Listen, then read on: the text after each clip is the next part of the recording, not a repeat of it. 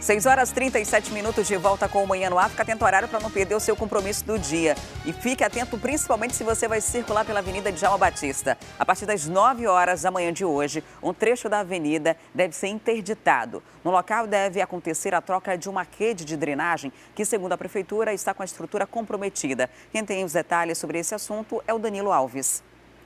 Olá, Danilo. O motorista vai ter que ter paciência, né? E buscar rotas de fuga para evitar Djalma durante essa sexta-feira e fim de semana, né? Isso mesmo. O trecho onde eu estou, Adriane, é justamente onde vai ter a interdição.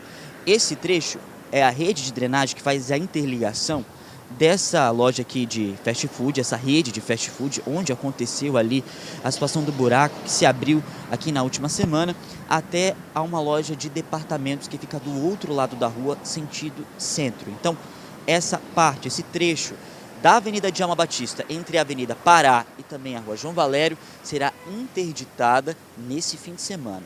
Os dois sentidos, tanto para quem vai, tanto para quem volta. Então, você que está assistindo a gente, que está passando, que vai passar ou pretende ali sempre passar pela Djalma Batista por conta do trabalho, você vai ter que prestar atenção nessa sexta-feira e no fim de semana. O que vai acontecer agora? Todos os motoristas que passarem por aqui vão ter que acessar ou a Avenida Pará para poder fazer o contorno pelo Conjunto Vieira Alves, ou se não, fazer a volta pela Constantino Neri. E tem ainda uma novidade para você, motorista, que vai utilizar a rota de fuga pela Constantino. A faixa azul vai estar liberada. Então, todos os motoristas que passarem por aqui e tiverem que acessar a Avenida Constantino vão ter ali o acesso dos ônibus e também dos carros de passeio pela faixa azul e os outros demais veículos também. E agora, que a gente explica um pouquinho da questão da estrutura, só para a gente entender o que está acontecendo aqui na Djalma Batista. Essa rede de drenagem tem mais de 40 anos e depois que a Prefeitura verificou que vários buracos estavam se formando aqui, a gente viu muito bem nos últimos meses aqui nesse quadrilátero da Constantino Neri, aqui da Djalma Batista, aqui próximo também às ruas do Vieira Alves, muitas situações de buracos aconteceram. Então, essa aqui é uma delas, por isso a rede de drenagem vai ser agora retirada e trocada. A primeira etapa já foi feita, que foi retirada aqui de alguns postes de energia elétrica e também a rede da Eletrobras já foi cortada para às 9 horas da manhã essa interdição começar. Essa interdição também tem a segunda etapa que agora, que é o que vão acontecer, são as trocas das tubulações. Tem aquelas manilhas grandes, aqueles tubos de concreto que já foi colocado aqui na avenida, na verdade, na Rua Javari aqui atrás, no mês passado, que também teve uma interdição, teve toda uma questão ali logística do Manaus Trans, junto com a Semenf. A primeira etapa foi essa, junto com a retirada desses postes de energia elétrica. Então, a segunda etapa agora é essa, de colocar esses tubos, essas manilhas aqui, nessa parte que liga, né, a Avenida Djalma Batista com essas duas ruas importantes do Conjunto Vieira Alves, do bairro Nossa Senhora das Graças. Então, a rede de drenagem vai começar a ser trocada aqui e vai terminar do outro lado da rua. O que se espera é que esse trabalho consiga ali terminar até o fim de semana, até o término do fim de semana, para que segunda-feira tudo volte ao normal. A gente sabe que dependendo das condições climáticas, a situação pretende ali, pode atrasar, né, Adriane? E outra coisa importante também em relação ao trânsito é sobre os ônibus das linhas convencionais, para você que utiliza o transporte coletivo, também vão sofrer alterações. Todos os ônibus que saem de lá do centro da cidade para poder vir aqui para Djalma vão ter que acessar não a Djalma. Ou alguns vão pela Constantino Neri, ou outros que devem passar por aqui pelo Conjunto, vão realizar o itinerário para poder ir para outros locais. Basta você ter paciência, porque nessa sexta-feira já começa, hein? Às 9 horas da manhã, você que está assistindo a gente, a Djalma Batista vai ficar interditada.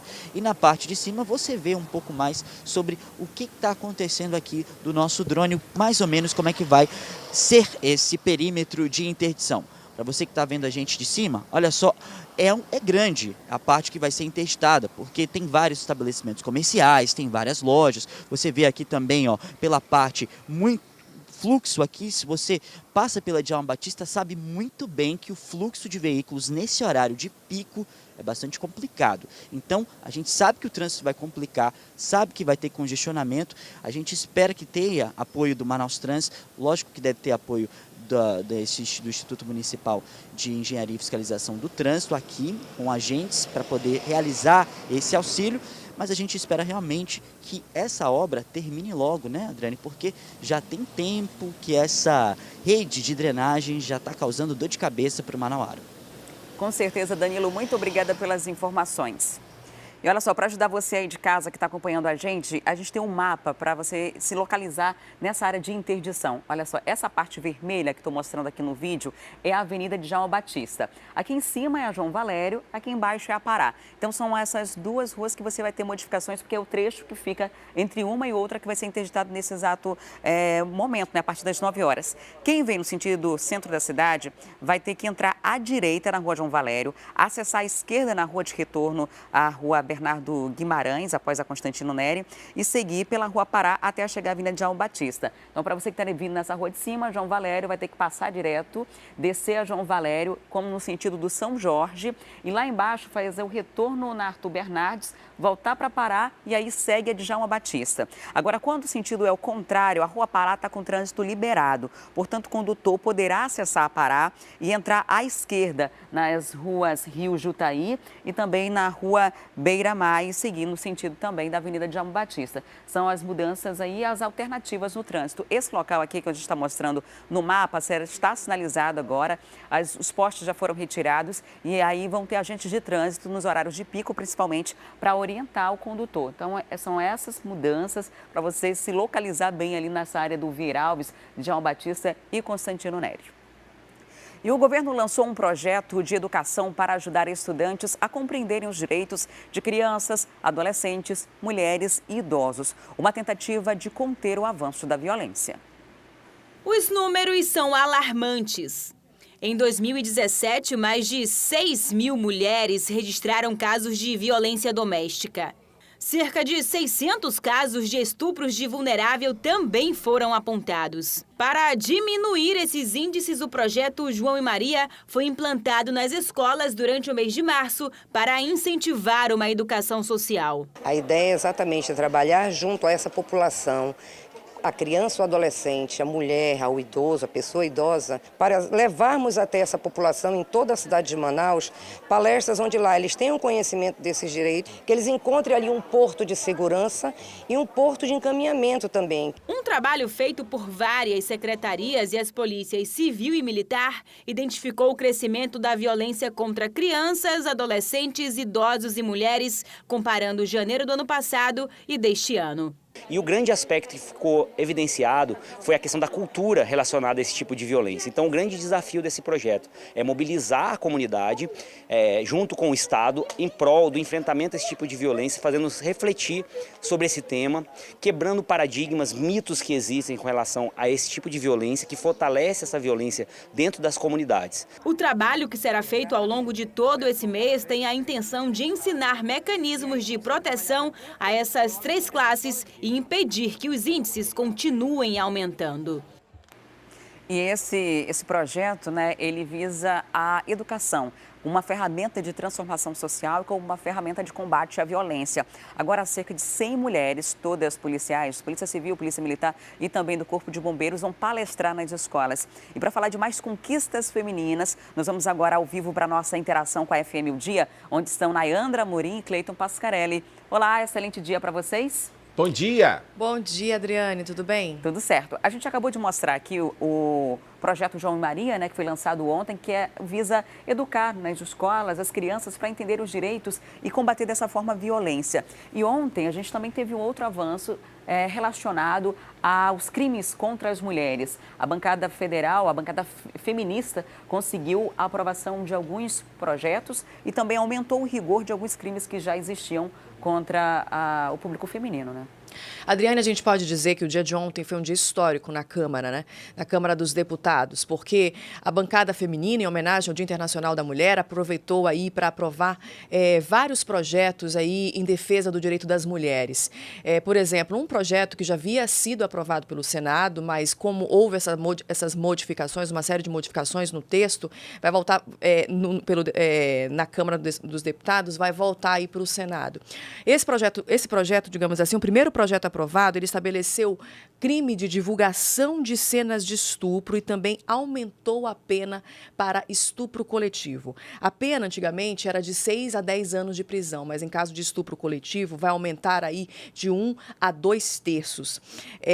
Enfim, tornou crime, né, a importunação sexual também. O que é importunação sexual? É aquela prática de ato libidinoso na frente de uma pessoa que não tenha dado esse consentimento, que é uma coisa que a gente tem ouvido muito ultimamente nos noticiários, né? Essa questão, principalmente esse assédio dentro do transporte coletivo, uma pessoa praticando aí, um homem, principalmente as mulheres são as grandes vítimas, homens praticando esses atos libidinosos na frente das mulheres, provocando aí esse constrangimento. Então isso agora, esse projeto de lei tipifica aí importunação sexual, tipifica como crime. Então temos aí também a divulgação de cenas de imagens, né, de sexo, vídeos de sexo e também essa divulgação de cena de estupro.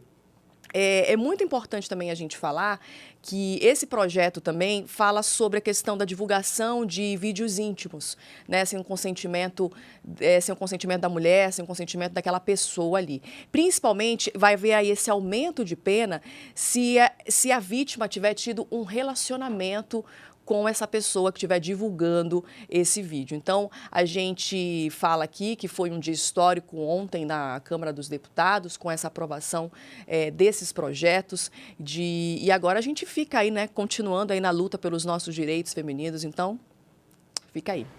É um avanço muito grande, principalmente em relação a essa questão da importunação. Exatamente. Porque o que acontecia até então, um homem se masturbava dentro do transporte coletivo, dentro do supermercado, fazia a mulher passar por constrangimento. Quando a mulher tinha coragem de denunciar, não acontecia nada, né? No máximo ele ia na delegacia, pagava uma multa, assinava um termo circunstancial de ocorrência e por não ser crime, ele não era responsabilizado. E agora, quando se torna crime, ele pode até ser preso, né? Exatamente, exatamente. E outros crimes também, como o próprio estupro, né? Tiveram aí a pena... Aumento de pena, né? Isso, exatamente, aumentada.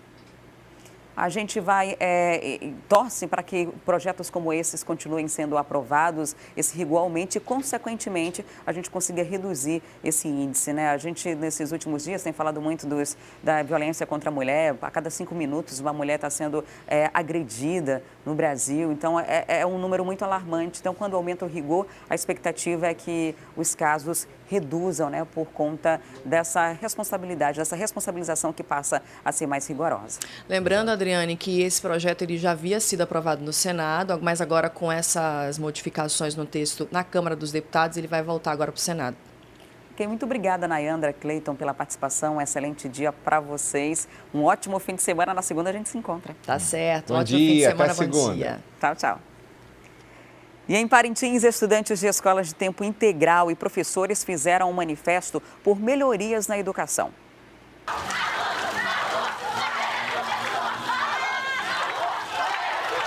A manifestação pelas ruas da cidade começou debaixo de chuva. Estudantes das escolas de tempo integral, Brandão de Amorim e 7 Parintins protestaram para exigir respeito e valorização com a educação. Segundo eles, desde o início do ano letivo, não há café da manhã e nem almoço nas duas escolas. E a aula está ocorrendo em apenas um turno. Todo mundo sabe que o SET funciona numa carga horária de 40 horas semanais e lotaram muitos professores de apenas 20 horas. Então a gente vem aqui para dizer que a gente não vai se calar pro demanda do governo, a gente não vai mais baixar a cabeça e a gente quer sim educação de qualidade e fora tantas outras coisas que faltam. O projeto SET incompleto, falta de pedagogos, enfermeiro, odontólogo. E é por isso que hoje a escola SET e tantas outras escolas, a educação toda de Parintins está de luto, porque a gente quer respeito e valor valorização. Eu fiz a iniciativa de fazer uma publicação no Face, de mostrar a realidade do SET. Eu fui criticada, mesmo assim eu tô indo atrás em frente, porque a escola merece coisa boa, a gente aluno merece educação e os professores merecem respeito. Nós estamos exigindo algo que é o dever do servidor público, que são esses nossos representantes que no momento não estão olhando para nós. O manifesto também contou com o apoio de professores, que reivindicam o reajuste salarial da categoria. Há 4 anos que o governo esqueceu, né, que simplesmente existe uma database da qual ele deveria cumprir essa lei. Então nós estamos hoje reivindicando sim esse reajuste salarial e não aumento como a maioria das pessoas estão dizendo. O professor não quer trabalhar e quer pedir aumento. Nós estamos apenas exigindo que ele faça cumprir a lei, né? E quem ama cuida. Nós estamos aqui por amor. Isso aqui é amor. Não tem ninguém obrigado aqui. Isso aqui é amor. Todos estão aqui por amor à educação. No ato público, a classe em luto também carregou caixões e cruzes. Na Praça da Catedral do Carmo, ocorreu a encenação de um velório. Desde janeiro, nós resolvemos entrar em luto pela educação do nosso estado do Amazonas. Nós queremos só o que está na lei. E a lei diz que todo dia 1º de março de cada ano, o governo deve depositar na conta dos professores, dos servidores de educação, o reajuste que é dado anualmente.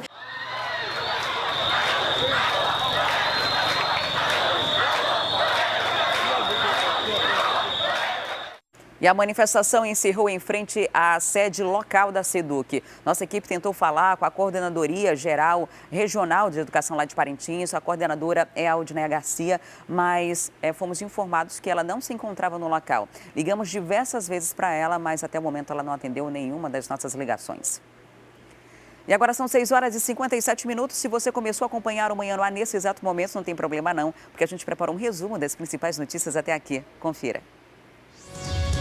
Polícia encontra drogas em camarote de embarcação. 35 quilos de entorpecentes foram apreendidos em um barco vindo de Tabatinga.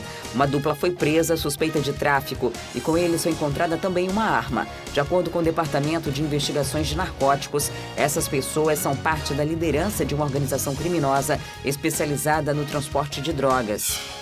Medicamentos estragados são encontrados no Centro de Controle de Zoonoses. Os remédios estavam com prazo de validade vencido e eram destinados ao tratamento de castração de animais domésticos. Após a confirmação do fato, a Secretaria Municipal de Saúde suspendeu o atendimento e o serviço de castração.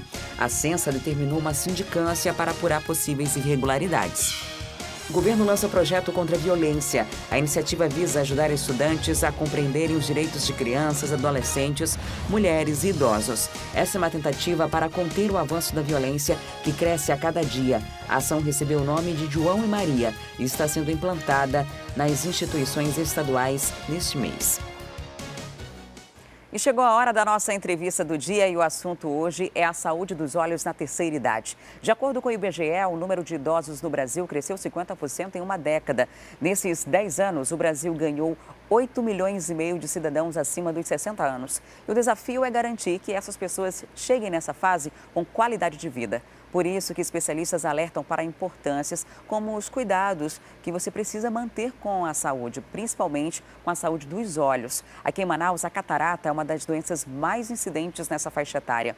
E para falar mais sobre esse assunto e explicar como deve ser a prevenção de doenças oculares na terceira idade, nós estamos recebendo aqui no estúdio o oftalmogeriatra Suami Mitoso. Seja muito bem-vindo ao programa, um excelente dia. Obrigado, bom dia. Existem algumas doenças que são características da terceira idade relacionadas à visão ou é muito relativo? Não, existem algumas doenças muito comuns. São as 3 principais doenças, a catarata, o glaucoma e o DMRI, que é a sigla para doença macular relacionada à idade. São muito comuns. E essas doenças, elas chegam por conta da idade mesmo ou tem alguns outros fatores de risco ou fatores genéticos, hereditários que influenciam? É o que você falou, é a idade e os fatores genéticos também. O tempo vai passando e as doenças vão surgindo naturalmente. Hoje em dia os idosos, eles são totalmente diferentes dos idosos de antigamente. As pessoas vivem mais com os avanços da ciência. Então, natural que alguns problemas acabem surgindo e por conta nossa, dá melhor qualidade de visão para esses indivíduos. E essas doenças, elas costumam dar avisos antes de aparecer ou é algo que acaba aparecendo repentinamente?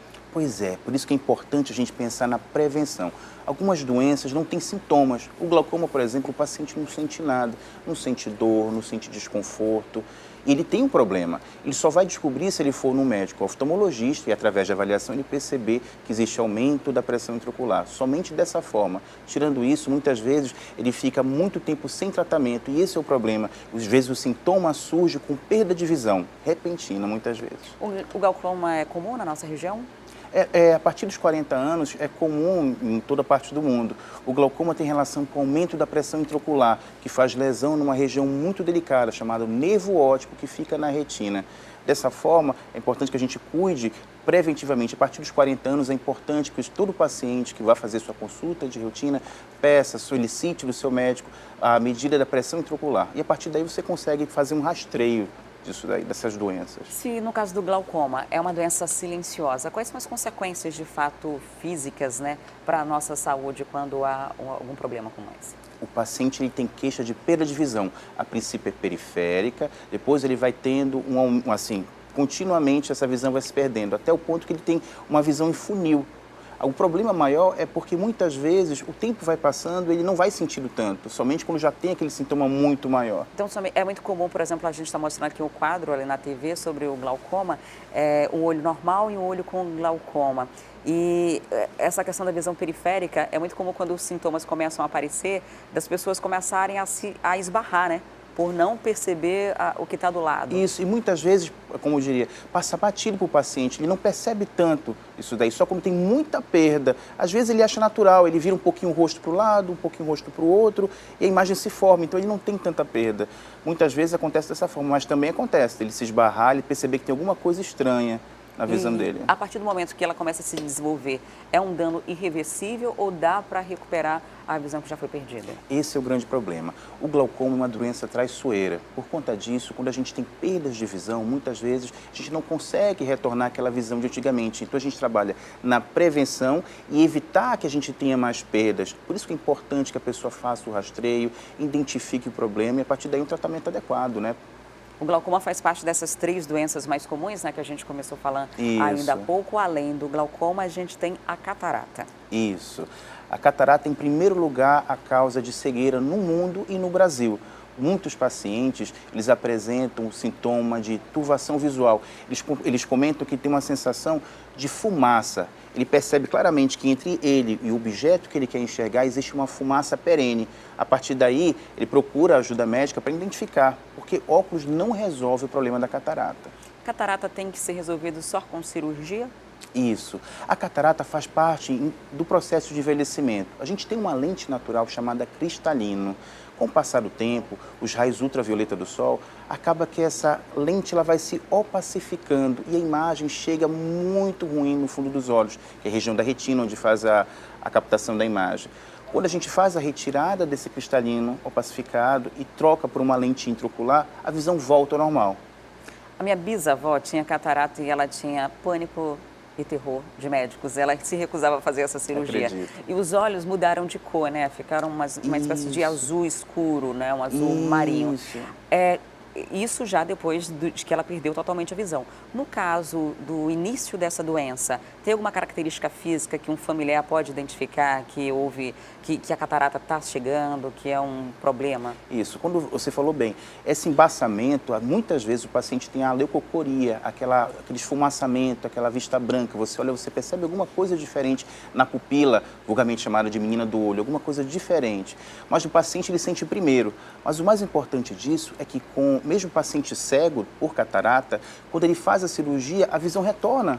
O paciente volta a enxergar naturalmente, a não ser que ele tenha algum outro problema prévio, diabetes descompensada, algum outro problema na retina dele. Mas ele não tendo problema algum, ele tem a visão dele de volta, com qualidade de vida. Eu acho que é isso que a gente procura muito no paciente. O idoso de hoje em dia, como eu disse antes, ele é totalmente diferente do idoso de antigamente. Ele vive mais, ele tem mais atividades. Busca autonomia constante, né? Isso. E o que a gente na oftalmogeriatria busca para esse paciente, autonomia e independência. Ele pode chegar até os 90 anos dele enxergando, fazendo as atividades laborais dele tranquilamente.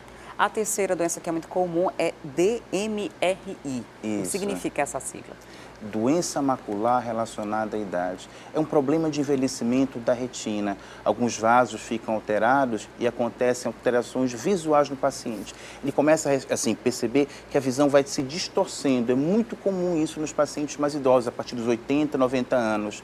E como foi falado, o paciente, olha ali, na região da mácula, você tem aquelas lesões ali, bem colocado, bem direitinho, hemorragia subretiniana e atrofia, são muito comuns também nesses pacientes. É importante que a gente trabalhe na prevenção. Os pacientes mais jovens, 60, 70 anos, fazendo uso de medicação específica que a gente faz com vitaminas e minerais, você consegue manter a saúde da retina. Vamos mostrar então como é a saúde dos olhos, né? Como é a visão de uma pessoa que está com essa doença. A gente tem um outro quadro para mostrar para você que está em casa, para ter uma noção do que é esse problema, né? Uma visão comum e a visão ali com a DMRI. Isso. E fica aquele pontinho preto? Isso, alguns pacientes têm essa sensação do pontinho preto, outros têm distorção da imagem, a imagem fica meio retorcida, mas é bem semelhante a isso aí mesmo. Nossa, é uma complicação bastante severa, né, que complica o dia a dia. Em relação à catarata, dá para fazer cirurgia, né? Isso. E o caso da DMRI, o que pode ser feito para combater ou para garantir essa melhor qualidade de vida? Pois é, o que a gente tinha conversado parecido com glaucoma. Quando o paciente tem perda visual, é difícil você voltar no tempo e trazer para ele aquela qualidade de visão. O que a gente evita é que tenha piora dessa visão desse paciente. Dessa forma, a gente faz na prevenção, desde cedo, a partir dos 40 anos, o uso da medicação apropriada, orientar os pacientes para os bons hábitos de vida, porque se você tem um bom hábito de vida, você faz a medicação adequada, utiliza medicamentos adequadamente, de forma de vitaminas e minerais, é difícil isso chegar precocemente. O envelhecimento é uma coisa natural, mas a gente não pode deixar que ele se transforme numa coisa precoce, antes do momento adequado. Tem que procurar oftalmologista todos os anos, né, para fazer os seus exames de rotina, verificar a pressão dos olhos, entre outros problemas, para garantir que os problemas que você possa desenvolver não evoluam de uma forma muito rápida. Agora, para esse público específico, para a terceira idade ou as medidas preventivas quando você está se aproximando da terceira idade, qual é a orientação específica, né? O que deve ser feito para garantir, quando chegar aos 50, 60, 70 anos, conseguir ter uma visão boa ou pelo menos que não dificulte tanto o dia a dia? Isso. É importante as pessoas procurarem o seu médico oftalmologista de confiança. A partir dos 40 anos é comum a visão ficar ruim para próximo, é a presbiopia. A partir daí a pessoa tem que fazer uma correção visual e acompanhar anualmente, verificando a pressão intraocular, verificando o fundo do olho, o seu médico é capacitado para isso. Então é importante que você faça esse acompanhamento, porque assim, quando você tem qualquer lesão semelhante, o que acontece? Você trata e você previne pioras. O surgimento da catarata, ele já é observado. O surgimento de qualquer lesão semelhante para o DMRI, também identificado. Pressões alteradas dentro do olho, que são a pressão intraocular, se tiver alterada, você já faz o tratamento adequado e você evita que o paciente tenha perda de visão. Muito obrigada por sua visita aqui no Manhã no Ar, por trazer esses esclarecimentos para a gente. Eu que agradeço. Recebi hoje o Suami Mitoso, que é oftalmogeriatra, falando aí sobre as prevenções para evitar doenças muito comuns na terceira idade, como catarata, glaucoma e DMRI. E agora a gente muda de assunto. Nessa sexta-feira, o Cine está oferecendo 19 vagas de emprego. Há vagas para candidatos com ensino fundamental, médio e superior. E quem tem os detalhes para a gente é a Thea Morel. Olá, Thea, bom dia. Quais as áreas e como é que faz para concorrer a uma dessas vagas? Bom dia, Adriane. Bom dia a todos. Olha só, para concorrer a uma dessas vagas, né, você segue aquele procedimento padrão do Cine. É preciso levar um currículo até a unidade que fica na rua Joaquim Nabuco, número 878. E tem um horário específico de atendimento que vai de 8 até as 2 da tarde. É muito importante que esse candidato leve também alguns documentos, o RG, o CPF, comprovante de residência, o comprovante de escolaridade, né, para comprovar que ele realmente está dentro daquilo que é pedido para a vaga e principalmente a carteira de trabalho. Muitas vezes para essas vagas do Cine, a pessoa tem a experiência porque já ocupou aquela vaga em alguma empresa específica específica, mas não fez nenhum tipo de curso, tem a experiência na prática, que é muito válida também. E essa experiência só pode ser comprovada se o recrutador puder ver a carteira de trabalho dessa pessoa, né, e ver que ela realmente trabalhou ali naquela área. Portanto, a carteira não fica retida, mas é muito importante você levar para que a pessoa possa checar se está tudo certinho e se você pode concorrer à vaga que está disponível, né? Como você mesmo falou, Adriane, são 19 vagas que estão disponíveis hoje. Existem 2 cargos específicos que cada um deles tem 5 vagas. São os que têm realmente o maior número de vagas, a maior procura por parte do mercado de trabalho. Eu estou falando aí do auxiliar de serviços gerais e também do bombeiro hidráulico e eletricista. Cada uma dessas funções tem 5 vagas disponíveis no Cine e você pode se candidatar. A outra função, que também tem mais de uma vaga, é auxiliar de jardinagem. Nós temos 2 vagas, né, para auxiliar de jardinagem, mas tem também uma vaga para jardineiro e paisagista, que já é uma função mais especializada, a pessoa já precisa realmente ter um conhecimento maior. O auxiliar de jardinagem, é claro, é aquela pessoa que ajuda nesse trabalho de paisagismo. O restante das vagas que estão disponíveis no Cine, né, é uma vaga para cada tipo de cargo. E aí eu vou ler a lista agora para ver se o público se interessa, né? A gente tem uma vaga para auxiliar de lanterneiro, uma vaga para operador de máquina sacoleira, uma para confeiteiro, uma para instalador de alarmes, uma para esteticista e tem também uma para supervisor de cozinha. Se você acha que você se enquadra em qualquer um desses cargos, essas vagas estão disponíveis no Cine Amazonas. Vou repetir mais uma vez o endereço para quem não conseguiu anotar. Fica na rua Joaquim Nabuco, no centro da cidade, número 878. Praticamente na frente ali da CETRAB. Tem o recebimento do currículo, vai ter a análise curricular, mas é importante levar os documentos também para poder comprovar a experiência ou, se você tiver melhor ainda, o certificado do curso específico para comprovar que você tem experiência naquela área. Adriane. Ok, Thea, muito obrigada pelas informações. E atenção você de casa, hoje a gente tem presente para as nossas telespectadoras. Estamos na semana do Dia das Mulheres e a gente tem aqui, ó, 3 cupons presentes para você participar da promoção. É só ir na nossa página no Facebook, lá no Manhã no Ar, tem essa foto oficial com cupom presente do Tambaqui Urbano e lá são presentes para você de beleza, né? Para você comemorar a semana do Dia da Mulher. Para concorrer é muito simples, basta curtir a página do Manhã no Ar, marcar nos comentários a mulher que você se inspira na vida. Você já aproveita e faz a sua homenagem e só fazendo esse comentário você já está concorrendo. E só para você se estimular a participar dessa promoção, um dos cupons tem corte, escova, hidratação, manicure, pedicure, esfoliação, hidratação, design de sobrancelha e massagem relaxante. Quer mais? Olha, eu vou para o intervalo, volto já já. Enquanto isso, você vai lá na nossa página, curte e comenta e já participa da promoção. Eu volto já.